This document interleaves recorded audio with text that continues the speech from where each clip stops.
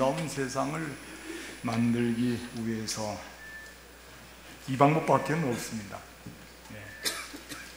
왜냐하면 이렇게 해야 선으로 악을 이겨야 전쟁도 싸움도 사라지게 할 수 있기 때문에 그렇습니다.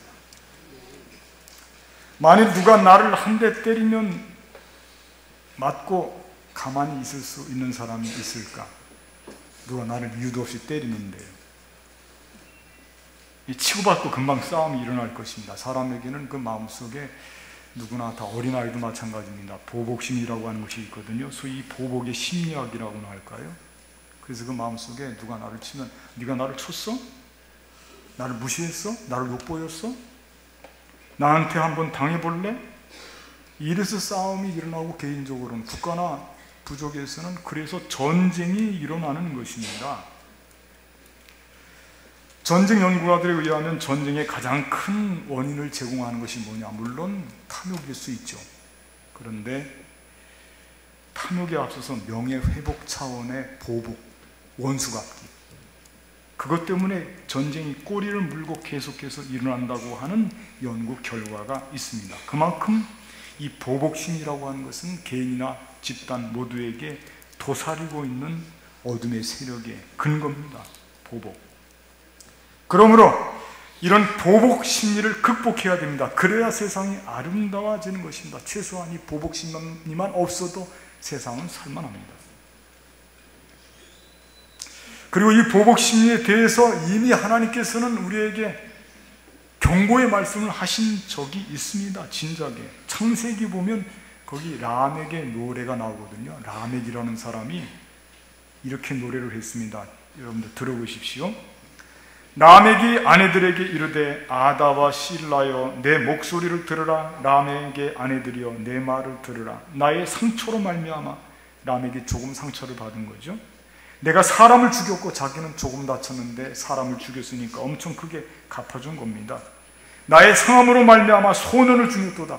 소년을, 별로 방비할 수 없는 그런 약한 사람을 내가 조금 다쳤다고 해서 쳐 죽인 겁니다. 가인을 위하여는 벌이 7대 1인데 라멕을 위하여는 벌이 77대 1이로다 하였더라. 가인도 벌을 받아 마땅하죠. 왜냐하면 가인도 보복심 때문에 그런 거 아닙니까? 그의 동생 제사를 받아주지 않으니까 시기질투도 생기고요. 가인과 아벨의 이야기를 우리는 잘 알고 있습니다. 그런데 이 라멕의 노래에서요, 가인이 벌이 7배라면 이 라멕과 같이 조금 다쳤다고 많이 갚아주는 이런 심리를 극복하지 못한 사람들에게는 그 죄값으로 몇 배를 더 갚아주겠다. 77배. 엄청난 것입니다. 하나님께서 이런 사람을 결코 좌시하지 않겠다 이겁니다. 우리가 안 갚음을 하고 보복을 하면 좀 시원하죠. 후련하고 뭐 체중이 내려가는 것 같기도 하고 그럴 수 있겠죠. 인간적인 생각으로. 그러면 그렇게 해서 끝나면 좋게요? 그렇지가 않습니다. 이 악순환이 계속되는 겁니다. 그리고 중요한 것은 하나님이 좌시하지 않고 그를 보고 가인보다 77배를 더 하나님께서 그에게 혼을 내신다 이겁니다. 이런 벌을 우리들은 받으면 안 되죠. 보복하는 것 때문에 이런 벌이 내린단 말입니다. 그러므로 우리는 이렇게 보복하는 그 보복의 악순환의 고리를 끊어야 됩니다. 눈은 눈으로, 이는 이로, 목숨은 목숨으로 이런 식으로 대응하는 이 악한 심보를 극복해야 되는 것입니다. 그럼 어떻게 해야 될까? 네, 오늘 본문의 요절 말씀이 답입니다. 다시 한번 더 떠날까요? 악에게 지지 말고 선으로 악을 이기라. 이게 답입니다. 이게 답입니다. 우리는 악과 싸우는 것입니다. 악마와 싸우는 것입니다. 방법은 악 대 악이 아닙니다. 칼은 칼로가 아닙니다. 선으로 싸워서 이겨야 되는 것입니다. 그러므로 선한 전략을 세워서 악마와 싸워서 이기는 일이 우리가 할 일인 것입니다. 그래서 오늘은 악마와 싸우는 영적인 싸움에서 승리를 위해서 꼭 챙겨야 되는 선한 전략 몇 가지를 여러분께 소개를 하려고 합니다. 오늘 본문에는 대략 한 6가지 정도가 소개가 되고 있는데 다 하는 시간이 없기 때문에 한 3가지 정도를, 이 선한 전략, 악마와 싸우는 방법입니다. 한 3가지 정도를 소개하겠습니다. 첫째, 저를 한번 따라하겠습니다. 축복하라. 그렇습니다. 짧죠? 축복하라. 14절 말씀, 우리 한번 14절 말씀 같이 찾아서 14절, 너희를 박해하는, 시작! 너희를 박해하는 자를 축복하라. 축복하고 저주하지 말라. 쉬운 전략은 아닙니다.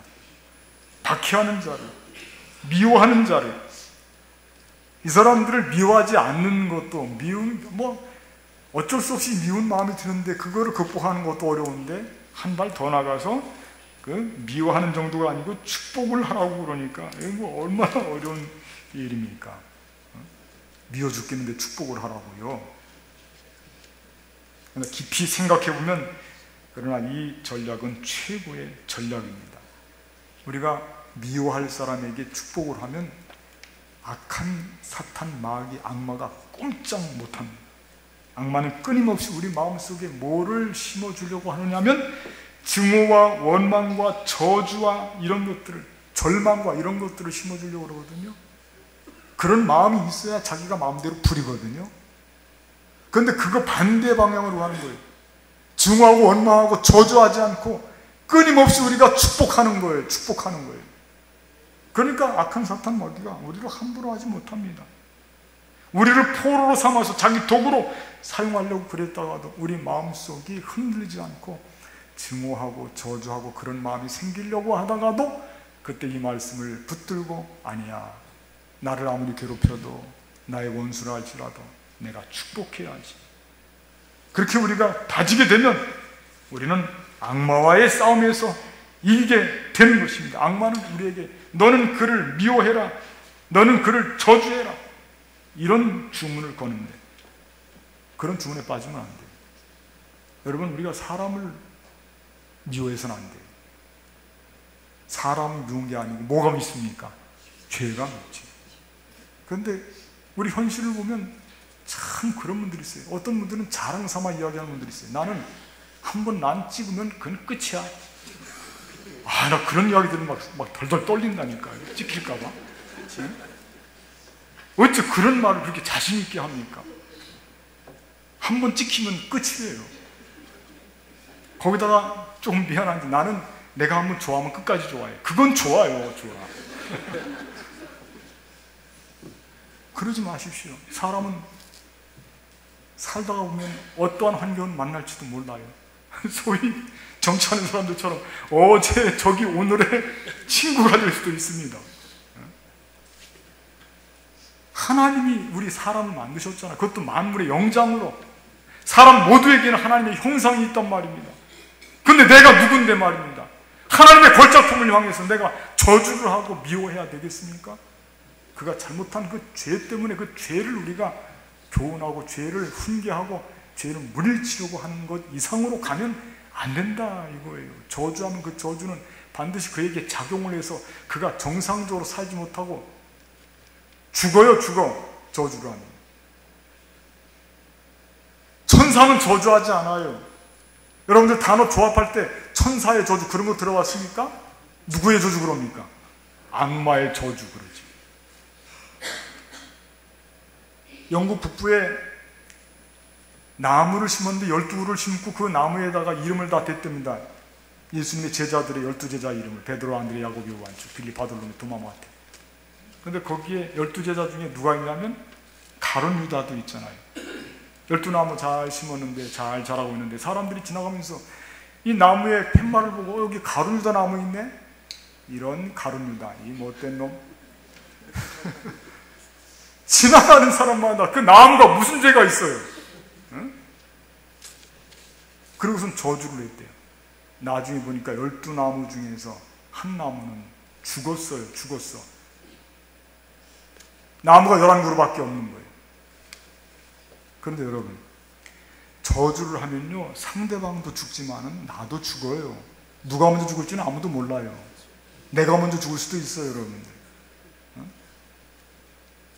어떤 분들은 그렇게 막 용감하게 너 죽고 나 죽자.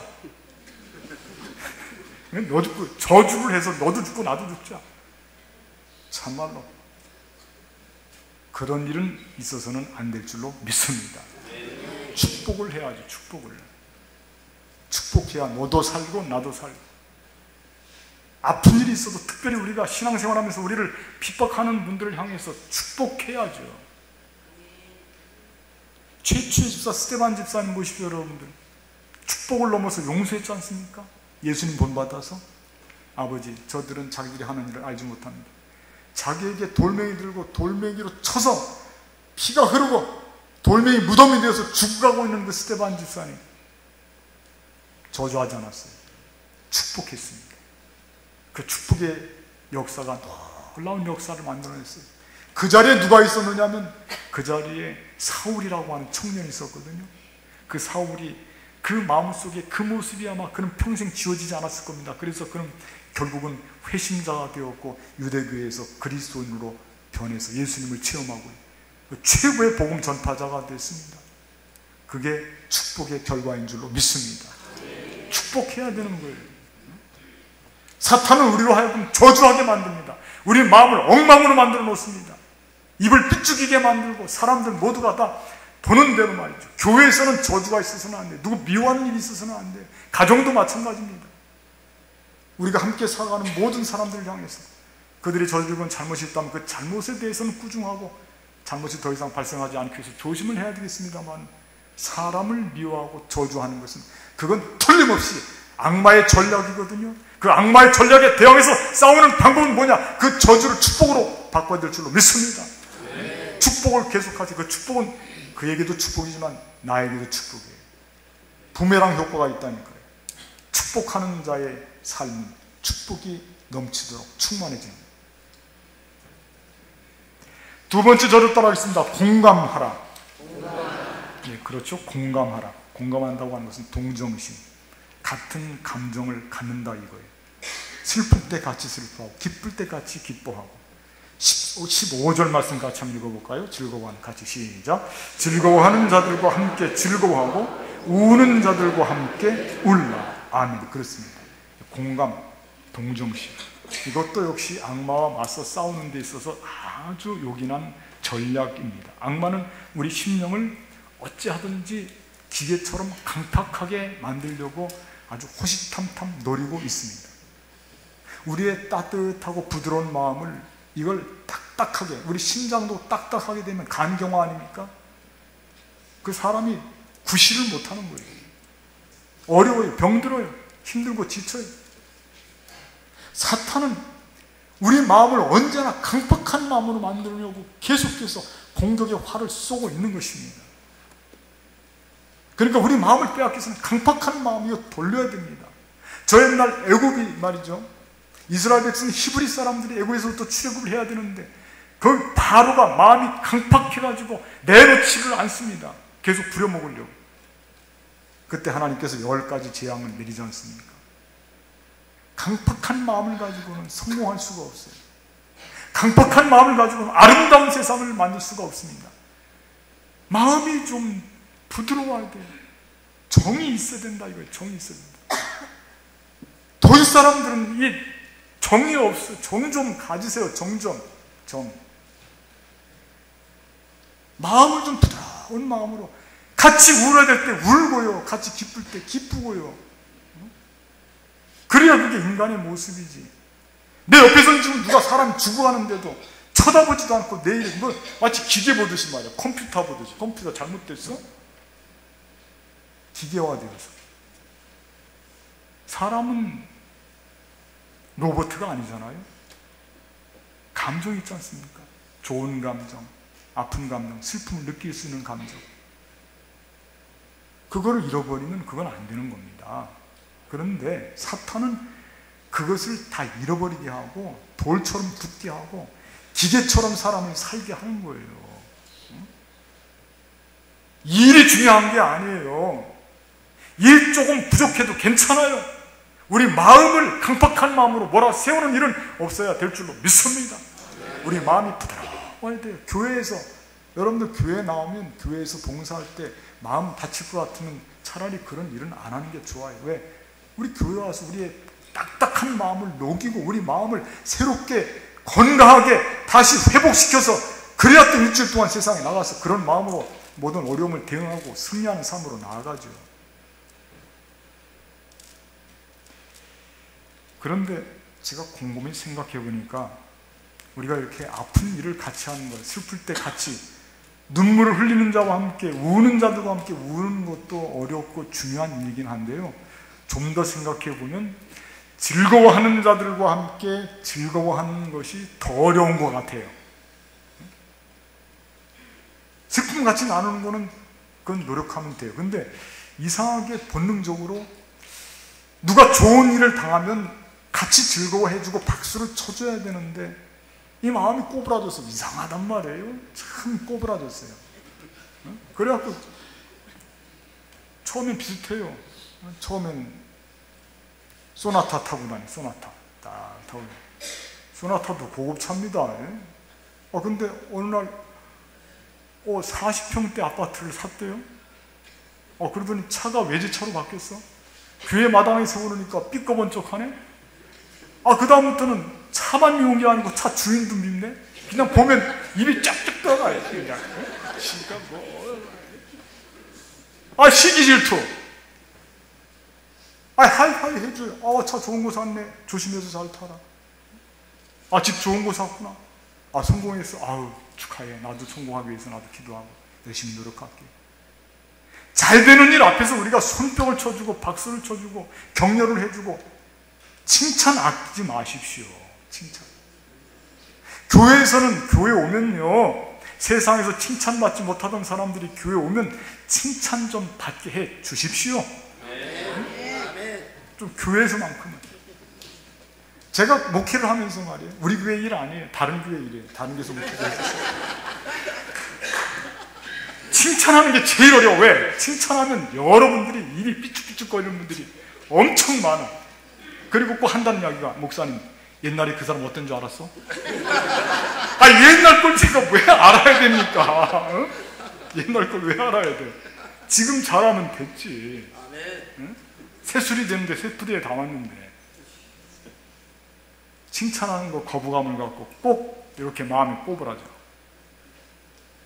교회는 그러면 안 돼요. 우리 어린 아이들도요, 칭찬해주면 애가 으쓱으쓱 해갖고 자기가 할 수 있는 그것에 100%, 200%.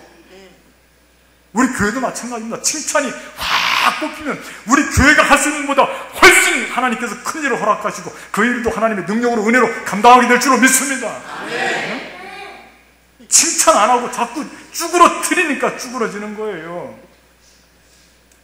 쭈그러뜨리지 마세요. 펼쳐주고요, 칭찬해주고. 그걸 즐거워하는 자들과 함께 즐거워하는 게 그렇게 중요하다니까요. 꼭 시기 질투 때문에 우리 삶을 망치는 거예요.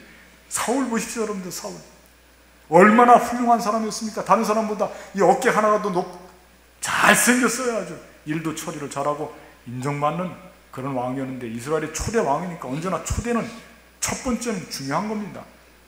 그런데 어느 날 그가 갑자기 돌변해 사탄의 마음이 되어버렸어요. 악마가 그의 마음을 침투해버렸어요. 왜 그랬냐면, 다윗이 전쟁터에 나가서 골리앗 앞에서 골리앗을 쓰러뜨리고 나니까 들어오는 길에 여자들이 노래를 부르는데 다윗은 만만이고 사울은 천천히다. 다윗을 자기보다 더 크게 칭찬하니까 거기에 한 방에 가버렸어요. 그거에 너 이놈, 네가 조금 있으면 내 자리를 차지하겠구나. 그리고 그 다음부터는 사울이 말이에요, 쫌생이가 돼갖고 다윗을 죽이려고 뒤를 쫓아다니는데 죽을 위기를 당한 다윗은 그때부터 광야로 몰려서, 그래서 그는 고생을 많이 했습니다. 시기 질투가 이렇게 우리를 어렵게 만든 겁니다. 악한 사탄 마귀 쫄개들이 어느 날은 누비안 사막에서 성자가 되기 위해서 그 사막의 길을 걷고 있는 이 사람을 만났어요. 만나서 너 그 거룩한 길을 가지 말고 포기해라. 얼마나 세상이 즐거운데 왜 그렇게 고행을 하느냐. 얼마나 쾌락이 많고 좋은데, 세상에 좋은 것들이 많은데 왜 하필 그런 길을 가느냐고 그러냐. 그래도 끄떡하지 않고 계속해서 그 길을 지금 성자가 되기 위한 이 사람은, 순례자는 가고 있습니다. 마귀 부하들이 아무리 그 길을 돌려주려고 해도 돌아서지 않습니다. 그래서 이 부하들이 대장 마귀에 가서 보고를 했습니다. 아유, 힘들어요. 저 사람 아무래도 순례자, 성자가 될 것 같습니다. 그랬더니 대장 마귀가 그래? 내가 한번 가볼게. 그러고선 가갖고요, 옆에 살짝 붙어가지고 귓속말로 속삭였습니다. 뭐라고 속삭였냐면 당신의 동생이 알렉산드리아의 대주교가 어저께 됐대, 어저께. 그랬더니 얼굴이 팍팍 찌그러지면서 가던 길을 획 돌아서 갖고 말이죠, 그냥 한순간에 무너지고 만 거예요. 악한 사탄 마귀는 우리에게 이렇게 질투심이 많은 그런 존재로, 악마의 수하에 들어와서 질투의 화신으로 변하게 하고, 그러면 악마는 자기 마음대로 사용할 수가 있거든요. 우리를 이렇게 우리가 좋은 일, 즐거운 일 앞에 함께 즐거워하고 함께 박수를 쳐주고 칭찬을 해주고 격려를 해주고 그래야죠. 그래야지 좋은 분위기가 되고요. 우리 용산제일교회 나오신 여러분들, 아무리 용산제일교회가 혹시 여러분들 간에 개인 관계에 있어서 어려움이 있다 하더라도요, 오늘 축복하고 칭찬하고 즐거울 때까지 즐거워해주고, 그럼 아무 문제 없어요. 그럼 사탄 마귀 얼씬도 못합니다. 얼씬도 못해요. 우리가 싸우는 건 육의 싸움이 아니에요. 영적인 싸움입니다. 우리 마음, 심령 빼앗겨서는 안 돼요. 공감해야 됩니다. 즐거울 때 같이 즐거워하고 슬플 때 같이 슬퍼하라. 세 번째, 저를 따라하겠습니다. 화목하라. 그렇습니다. 화목하라. 이거 아주 중요한 말씀이죠. 우리 한번 18절 말씀은 다 같이 찾아서 읽도록 하겠습니다. 18절 말씀 할 수 있거든. 시작. 할 수 있거든 너희로서는 모든 사람과 더불어 화목하라. 아멘. 그렇습니다. 예수님께서도 산상수훈에서 화평케 하는 자는 복이 있나니 저들이 하나님의 아들이라 일컬음 받을 것입니다. 이렇게 말씀하셨습니다. 화평, 화목, 참 중요한 것입니다. 예수님이 이 땅에 내려오셔서 하신 일 중에 제일 중요한 일은 십자가를 지신 일이거든요. 근데 그 십자가를 진 의미가 뭐냐? 십자가의 의미는 뭡니까? 그건 평화입니다. 화평입니다. 싸움이 아니, 분쟁이 아니에요. 무력이 아닙니다. 힘, 이거 아닙니다. 십자가는 화목, 화평을 이루는 것이에요. 성경 말씀이 이렇게 증언하고 있습니다. 그는 우리의 화평이신지라 둘로 하나를 만드사 원수된 것 곧 중간에 막힌 담을 자기 육체로 하시고 또 십자가로 이 둘을 한 몸으로 하나님과 화목하게 하려 하십니다. 그의 십자가의 피로 화평을 이루사 만물 곧 땅에 있는 것들이나 하늘에 있는 것들이 그로 말미암아 자기와 화목하게 되기를 기뻐하십니다. 예수님의 십자가를 통해서 하나님께서 화목하게 되길, 전에 악한 행실로 멀리 떠나 마음으로 원수가 되었던 너희도 하나님과 우리가 원수가 되었어요. 죄를 지었어요. 이제는 그의 육체로, 예수님의 육체로 죽음으로 말미암아 화목하게 하사 너희를 거룩하고 흠없고 책망할 것이 없는 자로 그 앞에 세우고자 하셨으니. 이게 다 성경의 증언입니다. 십자가는 화평이에요. 어떻게 십자가를 들고 우리가 전쟁터에 나가서 육신의 전쟁을 치러야 되겠습니까? 저 옛날 있었던 십자군이라고 하고 십자군 그거는 잘못된 거예요. 여러분들 요즘 보면 참 요즘에 끔찍한 것들이 많이 있습니다. 권투는 요즘에 심심해서 사람들이 못 보는데, 그래갖고 육박전 그래갖고요, 제가 언제 한번 그거 봤는데, 육박전 그 링도 아니에요. 그물망 같은 데 들어가고요, 거기서 치고받고 싸우는데 아주 피투성이 될 때까지 싸워요. 그럼 그거 로마 시대로 지금 복귀하는 겁니까? 그런데 제가 깜짝 놀랐습니다. 어떤 그 선수가 나와 싸우는데 그 뒤에다가 어디 몸에다 문신을 했는데 거기에 보니까 문신에 뭐라고 되어 있냐면 빌립보서 4장 13절. 참말로 그게 뭔지 아시죠, 여러분들? 내게 능력 주시는 자 안에서 내가 모든 것을 할 수 있느니라. 그 어쩔 건데 그거로 싸워서 상대방 피 터지게 때리겠다 이거예요. 십자가 목걸이 걸고 사람 치는데 그거는 말도 안 되는 그거. 여러분, 저랑 여러분, 십자가는 화평입니다. 평화입니다. 하나님과 우리의 원수관계를 풀어서 화목하게 하고, 이방인과 우리를, 세상과 우리를 화목하게 하고 하나가 되게. 분쟁이 아니잖아요. 나눠지는 게 아니잖아요. 치고받고 싸우는 게 아니지 않습니까? 치고받고 화평해야죠. 평화를, 우리가 가는 곳에서는 싸웠다가도 싸움이 중지가 돼야 되고, 그리스도인들이 가는 곳에는 성 프란시스의 노래처럼 주여 나를 평화의 도구로 써주소서. 우리가 가는 곳에는 평화가 만들어져야죠. 악한 사탄 마귀는 우리가 가면 언제나 싸움판으로 만들려고 우리를 조종하고 있다니까요. 거기에 우리가 넘어가서는 안 돼요. 은혜 받고 주일날 교회 나와서 설교 듣고 은혜 받고 잘 살아야지, 화목해야지. 그리고 집에 들어가서 부부싸움 하면 안 돼요. 가서 치고받고 싸우면 안 된단 말이에요. 형제끼리 싸워서도 안 되고요. 교회에서도 마찬가지입니다. 어떻게 교회에서 싸움이 있을 수가 있습니까? 어떻게 목사들끼리 싸울 수가 있습니까? 안 되는 겁니다. 평화를, 그 사탄의 전략에 넘어가지 않게 되기를 바라겠습니다. 평화를 만들어야지, 평화를. 악한 사탄 마귀, 영적인 싸움에서 이기기 위해서는 이렇게 좋은 전략을 무장해야 됩니다. 화목하게 우리 마음을 사람들과의 관계에서, 대인관계에서 화목히가 만들고요. 그리고 사람들의 아픈 마음을 공감할 수 있도록 동정하고 같이 느껴주고, 기쁠 때 기뻐하고, 그런 일들 모두가 다. 그리고 저주할 사람, 그 사람에게 가서 저주하지 말고 어떻게 하라고요? 축복하라, 공감하라, 화목하라. 이건 약간 어렵긴 어려워요. 그래도 포기할 수 없어요. 왜? 아름다운 세상을 만드는데 하나님께서 우리에게 주시는 그리스도인의 영적인 싸움의 전략이기 때문에 그렇습니다. 포기하지 말고 굳게 붙잡고 나아가서 어둠의 세력, 악한 사탄 마귀와 싸워서 승리하시는 저와 여러분들 되시기를 주님의 이름으로 간절히 부탁을 드리겠습니다. 기도하시겠습니다. 은혜로우신 하나님, 오늘